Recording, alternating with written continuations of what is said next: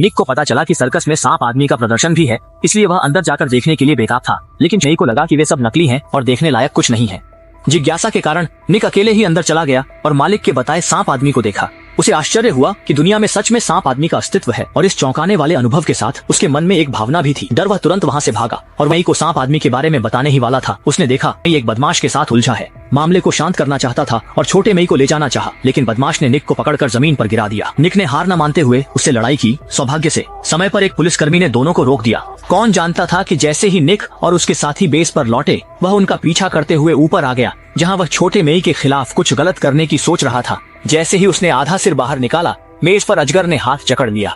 आवाज सुनकर old white और निक तुरंत बाहर दौड़कर देखने आए, लेकिन उन्होंने पाया कि बदमाश पहले ही भाग चुका था और पालतू अजगर को भी उसने मार डाला था। अपने मरे हुए प्यारे पालतू और रोती हुई बेटी को देखकर ओल्ड व्हाइट का गुस्सा भड़क उठा। अपने दिल में बदला लेने की भावना रखते हुए उसने प्रतिशोध लेने का फैसला किया। वह फौरन प्रयोगशाला वापस गया और एक काले मांबा सांप को अपने ब्रीफकेस में रख लिया। फिर रात में चुपके से बदमाश के घर में घुस गया और जब वह नहा रहा था तो उसने जहरीले सांप को बाथरूम में फेंक दिया। अचानक आदमी तुरंत सांप पर पैर रख बैठा और इससे पहले कि वह कुछ समझ पाता, सांप ने उसके पैर पर काट लिया। बूढ़े व्हाइट ने शॉवर का पर्दा खींचकर देखा तो पाया कि उसकी बेटी को परेशान करने वाला बदमाश जहर से मर चुका था। सबूत न छोड़ने के लिए उसने तुरंत सांप को अपने बैग में वापस रख लिया। लेकिन जब वह खुशी खुशी घर लौटा तो उसने पाया कि घर में चोरी हो चुकी थी और उसकी मेहनत से पाली पोसी बेटी उसके प्रयोग निक के लिए मुफ्त में चली गई थी। वह निक के आगे के भाग्य को जानता था, इसलिए उसने अपनी बेटी से तुरंत निक के साथ संबंध तोड़ने को कहा। छोटी मई ने गुस्से में कारण पूछा। सच बोलने ही वाला था, लेकिन झूठ बोलने में माहिर होने के कारण उसने समय पर बात संभाल ली। अपनी बेटी को बदलने वाले निक से दूर रखने के लिए उसने झूठ बोला कि वह दोनों के संबंध को मान्यता देता है, लेकिन शर्त यह है कि छोटी मई शहर जाकर उसके लिए एक सांप लेकर आए।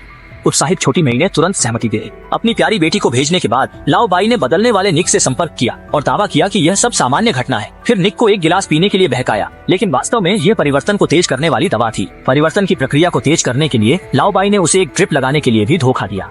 इस समय निक असहनीय दर्द में था। उसे महसूस हो रहा था कि उसके अंदरूनी अंग पिघलने लगे हैं। उसे कुछ गड़बड़ का आभास हुआ, लेकिन फिर भी उसने लाओ बाई पर विश्वास करना चुना और उसे अपने शरीर में तरल इंजेक्ट करने दिया।